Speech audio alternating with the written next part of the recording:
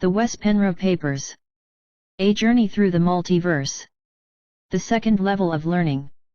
http://wespenry.com. Genesis Paper Number 5, Lord Enki the Cosmic Vampire by Wespenra, Saturday, August 25, 2012. Revised, Sunday, September 2, 2012, http://wespenry.com. It is difficult to free slaves from the chains they worship. Abraham Lincoln. 1. Abstracts. So far, I have still given you a version of Earth history which is slightly in line with what Zechariah Sitchin told us in his chronicles, but we're getting closer to the truth, and we are going to take the rest of the story even closer to truth than that. It's time we take it all the way. Many or the readers have read Level I already. http://wespenry.com/site-map.htm right bracket comma and the previous papers in Level 2 http://wespenry.com/site-map2.htm right bracket comma. So we have successively been building up to this moment.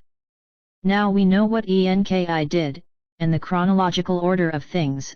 But do we really know his true intention behind what he was doing when he was creating vessels in which he could put the fire of the goddess? Did he have approval to do so, or did he use knowledge he'd gained while trained under his mother, the queen? It's now time to take our story to a whole new level, and hence we need to ponder the following. Although Lord Enki had now worked together with his step-brother, Enlil, and the overlords of Sirius, for a very long time here on Earth, he was still an Aryan somewhere deep down in his heart, quite hidden, but still there. He still knew who his mother was, and he understood who the creator of the universe was. He had taught his own creation, humankind, the religion of the mother goddess and the divine feminine away from the Syrian overlords. Was there somewhere in his mind a desire, or maybe some hope that mankind one day would reach the stars while being fully aware of what it meant to be of the fire of the mother goddess, having a divine spirit? Or did he have some other goals in mind for mankind? As it were, Lord Enki decided to abandon those who wouldn't follow him, and leave them to their destiny in the hands of a cold and emotionless oppressor and usurper. Thus, he left his early creation to their destiny. We must ask ourselves, if he was such a compassionate being as he is told to be here on Earth, why would he do that? 2. Old souls trapped with younger souls. In addition, sometime after the departure of the Namliyu, Enki found about 500,000 Namliyu souls roaming around here on Earth or in the Earth near space for different reasons. These souls were trapped with Syrian technology and recycled into the system. They are still here today, reincarnating in human bodies, often being wise souls, sometimes teachers, philosophers, or artists, but equally trapped.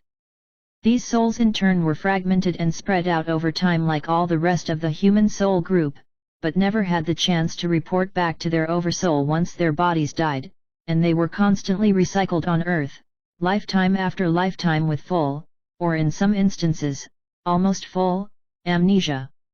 The rest of humanity have oversouls as well, but these oversouls have no real memories of life in the stars, because the oversouls never got to experience the stars. They were created, and are still created, as a product of memories and experiences of an individual's experiences from lifetime to lifetime, and are growing in wisdom with time. Experiences gathered in a cloud which becomes each person's oversoul to which they are supposed to report back after each lifetime and let the soul fragment merge with, but just like the Namliyu, they never get the chance to do so. Instead they are seduced into going into the tunnel of light after death and be recycled into the Syrian system in order to be vampired on even more. Is the reader starting to see the dilemma? Each person's oversoul is kept away from the Earth vicinity, outside the grid, so when we die, we instinctively move towards the oversoul, but are distracted on the way. Our guides say, "Come this way. Go into the light with me and everything will be all right. You will meet your relatives, friends, and you can rest." How many do you think fall for this when they come out of the body from a lifetime, having full amnesia, except from the most previous life, not knowing where to go? I would estimate about 99.5%, there are always a few who slip between the cracks and escape, So the difference between young souls, all humanity except about 1 million soul fragments, and the older souls, about 500,000 souls plus X amount of their soul fragments spread out across linear Earth time, is that the younger souls didn't have an oversoul when Enki created them, whether it was the early humans, working in the mines and on the plantations, or Project Elohim and Project Erectus, doesn't matter, they all fall under this umbrella. All these souls built their oversoul as they went along, and memories only include Earth memories, because they haven't been anywhere else. The majority of today's Homo sapiens fall under this category. The other category, still with us today, is that of the older souls, who were trapped here by Syrian technology and have oversouls with memories from have traveled the stars in the past. Old and young souls have lived together on this planet since the first human was created by Enki and Ninhursag/Mamatunamu. 3. The creation of elitism on Terra Nova. Instead of saving the earlier human experiment, who were still slaves owned by Enlil, Enki abandoned them and took the more intelligent individuals of the new species, who had the fire of the goddess, and educated them in the mother goddess religion. However, instead of teaching them that we all are equally important and that we all contribute to the overall society and the world we live in, Enki introduced another Syrian-like hierarchy amongst his creation, where those who were most intelligent ruled the masses as they saw fit. And for those who are advanced researchers into the global elite, and also know how energy works, I ask you the following: what happens when an elite rule the masses? The rulers eventually become addicted to power rushes and to boost their own importance. And from where do they get their power rushes? That's right, by sucking in the energies from the people. They become man-eaters, energy vampires. Didn't Enki understand this? And if he did, why did he still do it? Although this was eons ago, what Enki decided to do right there and then has had implications up to this very day and is a big part of the whole big problematic situation we are trapped in. We can't read his mind and know what he was really thinking, but do we really have to? What we do know and can see are the consequences of what he did. If he really made a mistake which he learned from later, he has showed no signs and willingness to make things right over the millennia. If nothing else, let us humans learn from this, because one day, if we play our cards right, we may want to be creator gods ourselves. When that day comes, we need to keep in mind that with such a huge task at hand, it comes with an enormous amount of responsibility. Every step we take when creating a species needs to be tested across the dimensions to see which probable outcomes a certain decision may have, and build that decision on the possible consequences it would have in the future for the same species. To build something in the moment without first testing it for flaws is irresponsible and may lead to a lot of unnecessary pain and suffering for the species that is created to evolve on the specific planet the Creator God chooses to work upon. In the beginning of the history of Terra, the original founders, the Ancient Ones, knew how to work across the dimensions when they created the first living library.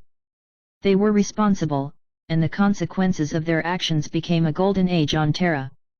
There are other creator gods with great potentials, who would be called master geneticists in their society, but still lack the responsibility which comes with their great talents. It is unfortunate for us, I think, that Lord Enki continued his experiment here on Earth where one of the most aggressive species in this sector of the galaxy were operating.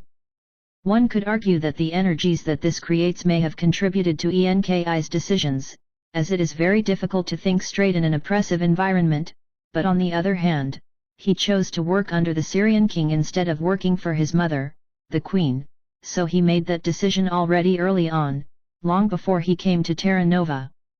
And mind you, he took a Syrian consort, Ninhursag, whom helped him create the version of us that after many twists and turns became Homo sapiens.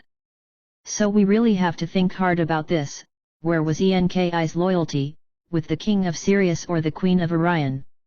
I am not trying to put all the blame on Lord Enki, but the situation we are in today started out as a co-creation between Enki, his brother Enlil, and the king of Sirius.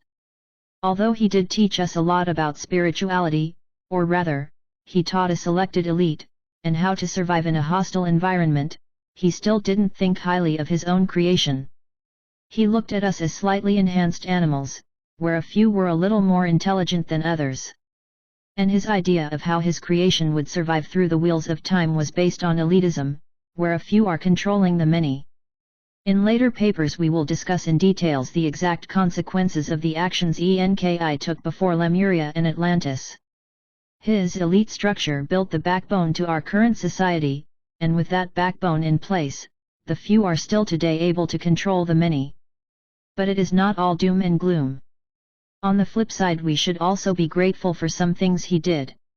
He actually gave each of the new humans a burning torch of the fire of the goddess, which made us tightly connected with the divine. The oppression, however, under which we were raised as fire in a human body, with ourselves being disconnected from the rest of the universe, including our own oversouls, has made it very hard for us to reach our full potentials. So we're sitting in a moral dilemma. We inhabit the fire, but we don't know how to use it responsibly. And I am suggesting that if we don't wake up and let this divine flame start burning again and be used for the good of humanity and the universe in general, yes, we have that power, someone else is going to use it until they have totally depleted us of energy. Have you ever felt fatigue without really understanding where the exhaustion comes from, perhaps from one moment to another? In the beginning, let's pretend Lord Enki managed to keep it secret that he had ignited our bodies with the fire of the goddess. Lord Enlil and King Anu didn't know. If so, it's very hard to imagine that Enki would think he could remain keeping it a secret, withholding the information from his Syrian brothers. Yes, it's hard to imagine, because it never happened this way. Here is where we need to stop and reflect. Many authors have tried to glance over this, knowing it doesn't make sense, but didn't have an answer to why Enlil cast Enki's new creation out of Eden.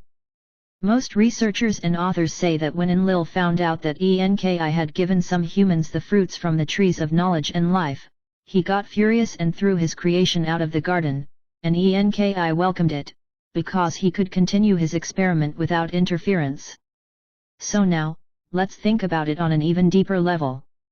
Would Enlil first be furious and then let Enki continue the experiment by himself, knowing that in a few hundred years, Lord Enki's new human, inhabiting the fire, would multiply thousandfold and become the dominant species on Earth? This having as a consequence that all power would go to Enki, who was the one in charge of the fire-ignited new humans. We can all agree to that Enlil had a bad temper, but we wouldn't necessarily agree to that he was stupid. And he wasn't. Far from it. Enki may have been even smarter, he was the scientist, he was the genius, but none of them was less than brilliant. No, dear readers, Enki and Enlil worked together already from the beginning and continued doing so. The chain of events I have given the reader in these papers, from when Enki first descended to a destroyed Terra until he created Project Elohim and Erectus, is accurate, except I did not let the reader understand the intentions behind the actions that were taken until now, so you had the chance to look at this whole scenario from different angles, just like I had to do. They first undeveloped humans were created merely to become slave workers in the mines and on the plantations, and they did not inhabit the fire. Hence, Enki didn't care for them, and didn't bother with what his brother did with them. I have a hard time imagining that he was even upset over what he saw his brother do with the slaves. It was all a part of an agreement. The goal was to create a species who inhabited the fire of the mother goddess. That was the real experiment. And Enlil and King Anu were in on it from the beginning. There were no secrets. Instead, in the Garden of Eden, when Lord Enki had managed to create the enhanced human, using the existent Homo neanderthalensis as a base, and transported them to the Garden of Eden, Enlil was thrilled. He and his brother did not fight, they celebrated probably for days, as the gods were known to do. It was then decided that Enlil kept the earlier versions of the experiment in the mines and on the plantations, while Enki could take his new creation out of Eden and spread them out over the world after have taught them esoteric knowledge and the religion of the mother goddess. But only to those who were pure, whose bloodlines were kept clean, the chosen ones, who were the most intelligent and could be interbred to enhance their psychic abilities. They became the ones who were allowed to eat from the tree of knowledge and the tree of life. They were the ones whose lifespans were increased, while the rest did not live nearly as long. They were the ones who were allowed to drink the blood of the goddess, the life force which ran through the veins of their fellow man. This prolonged their lives so they could live sometimes for thousands of years, but they could not eat the best fruits of the tree of life, because neither Enki, nor Enlil, wanted them to become like the gods. The rest of the enhanced humans, whom they let breed as they wished, were not as fortunate. Their lifespan was much shorter. But what then is true in the Bible story? Didn't Satan, Enki, tempt Adam and Eve to eat from the fruits? And didn't this infuriate God, Enlil? Yes, symbolically that happened. The tree of knowledge has a lot to do with sexuality, but it was not the fact that the humans had eaten from that fruit, gone from asexual to sexual, which infuriated Enlil. It was the fact that the chosen ones started breeding with the lesser humans, as the gods saw them, although they knew that this was forbidden, because it would dilute the divine blood which ran through the veins of the new humans. This was the reason why the chosen ones were thrown out from Eden, to separate the species from each other, and to breed an elite. So Satan took his people out of Eden and continued to educate them, some more than others, and started the secret societies, all with Enlil's consent. The religion of the Mother Goddess was very important in this process, as we shall see. The incredible power that was dormant to a large degree within the humans was still a threat, and the fire needed to be kept under control. The real power was in the females.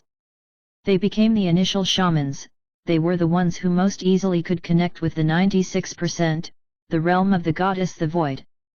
By abusing women, by raping them, torturing them, drinking their blood, and eating their flesh in grotesque dark rituals, they would be able to connect to the inner realms of the Khaa.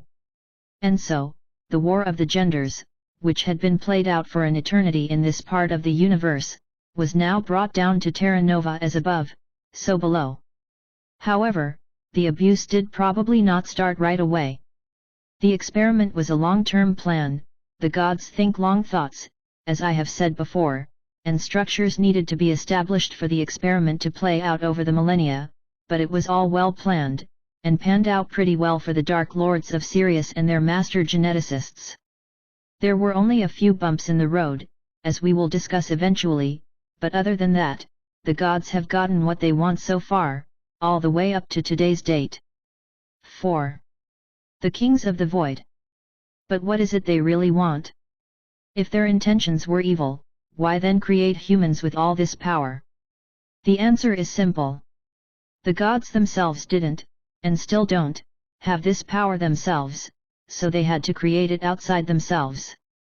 Thus, they created us to feed off. By giving us the fire of the goddess, the same fire the Namlu had been given by the Queen of the Stars, they can use our fire to connect to the 96% and feed off from the Khaa energy to deplete the universe of the goddess. There are many ways to do this once they have the access, via us and others, which I will come to. One way is to feed off the female sexual energy, especially when the woman orgasms. Another way is to induce fear and terror in the victim. When a person is fearful, he or she gives up their energy and the vampire can suck it in and use it. If they create a mass event like 9/11 or any war, these are events where many people are in uncontrolled fear and terror at the same time, which will really help connecting the gods to the goddess universe. Then we have sports arenas. The old Romans had their arenas, where gladiators fought for the same purpose, where the gods can feed off the energies from people who ecstatically watch the event and participate emotionally, but also from the players. Same thing happens at rock concerts with their big arenas. This is the whole purpose with rock concerts. Moreover, they can either kidnap or breed women who have a great amount of fire, and feed off them by torturing them and rape them and eventually kill them, drink their blood, and eat their flesh. There are tons of babies who are born outside of society, who are never registered, and used in dark blood rituals. This may be hard to stomach, but is nonetheless true. There are countless witnesses to this who have come out in the open. These gods, and their appointed global elite, rape young girls, still being virgins and preferably pre-puberty, and induce as much fear they can in their victim. When the girl is at the peak of trauma, fear, and terror, sometimes they use little boys, too. They kill her, and immediately, while the adrenaline is still pumping, they drink the blood and sometimes eat her flesh not only to get a power rush, but to be able to connect to the 96%. If they manage to give the little girl an orgasm as well before she dies, the better. Now you know why the global elite dedicate themselves to such dark rituals. We still need to discuss their ultimate purpose. However, before we get into that, we need to understand that Terra Nova, Earth, is not their only experiment. They have done this before, and most certainly after they did it here on Earth. They quarantine the planet, entrap the souls and feed off them to gain power to connect with the 96%. They shut down the stargates, lock the species into a small frequency band, which is not being used by other star beings, in order to better hide their project. Then they create a grid around the planet which is intending to keep visitors out and prisoners like us, in. Is it true that the Syrians were once vassals and advanced guards of the Orion Queen? Yes, that whole story is true from beginning to end.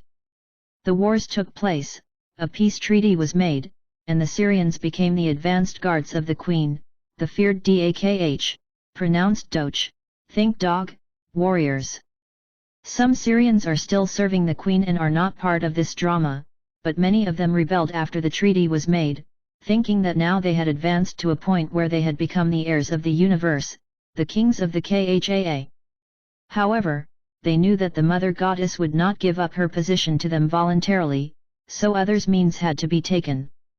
Lord Enki is the son of Queen Nekht, the Orion Queen. He was trained to become one of the best geneticists in the Orion Empire, and the Queen had hoped he would help him create new worlds and seed them, and thus expand her empire, but at some point after he was trained, he decided to side with the rebels under their Canis Connor, whom many researchers and alternative historians call Anu. Enki was born from an unfertilized egg, hence he was considered a male in Orion and could not inherit the throne, which can only be inherited by a female. In Orion, as we know, the female line is what is most important, while in Sirius it's the male. This, apparently, was not something Lord Enki accepted. He wanted the power that his mother had, he wished to be the king of the universe. Lord Enki knew that he couldn't do much about his situation as long as he stayed in Orion, so he sided with the rebels and even married a Syrian female. The battle we hear about between Enlil and Enki in the old scriptures and from interpreters thereof, is simply a power struggle between the two step-brothers, as of whom should inherit the throne. Not the throne of Sirius as much as the throne of the universe. Who is going to get the title, King of the Khaa, when the Mother Goddess is destroyed? And what about Anu? Well, there is a reason he keeps his two sons away from Sirius and let them play out their drama on Earth or elsewhere, as long as they are far away from him and therefore can't overthrow him easily. King Anu needs them to fulfill the goal of the Syrian overlords, but Anu doesn't have any plans to let go of his own power. This power struggle continues up to this day, but has for hundreds of years now been played out elsewhere, probably in another, by Syrians occupied star system. However, the gods are coming back. A.M.E, by some called Woodworm, is returning, and with her, many of the gods from the Parthenon. I was listening to a Pleiadian CD a month ago or so, where someone asked them where the gods were, and where they have roamed since they left. The Pleiadians told the person that some of the gods never left, and those who did just took a nap, but will return. What they mean is that time is irrelevant for them and the time they've been gone is like a blink of an eye for them. But why did they leave at all? From information I have gathered from different places, it looks like they had business to attend elsewhere, and also, they had to let things play out down here. They wanted an industrial revolution, which they got, and a development of technology, enough so that the gods feel comfortable when they return to create a machine world. This time, the enslavement will be much more solid and definite. I can't stress enough that we are standing at the crossroads, a fork in the road, and the decisions we decide to take will stay with us for a very long time, in our terms. Again, for the gods, it's just a blink of an eye. But we are getting ahead of ourselves. At the point where we left off, the enhanced humans, the selected ones had just left Eden, and after had been trained by Enki, the tribes split up and went in different directions, which was exactly what the Aryan master geneticist wanted. Enki had encoded the DNA of the elite, the shamans and their high priests and priestesses, to avoid breeding with the lesser kind by all means, with the intention to keep the elite bloodlines pure and clean. Enki wanted these bloodlines to be the direct descendants of the gods, to be used for his own purposes, and those of the Syrian overlords. The shamans were put in charge of the tribes, and the high priests and the high priestesses sometimes became the police force, and sometimes the teachers, i.e. the diluted teachings of Enki. Thus, lots of different civilizations were started all over the planet, and many of them were following the religion of the Mother Goddess, but not for the right purpose. Still, the elite bloodlines were clueless. They truly thought of themselves as more divine than the rest and had the divine right to rule. They, themselves often didn't know what they were being used for, and this is true even today. The global elite behind the scenes truly think they are doing the right thing. Still, much water has run under the bridges since ancient times, and the ruling elite has been taken over by different forces again and again, but from a higher perspective, seen from the eyes of the gods, it doesn't matter. The energy it has created, and still is creating, can be used the way it was intended. So, it's somewhat irrelevant who is in charge of whom. Still, and this is especially true in the beginning, many civilizations were built, and not all of them were evil.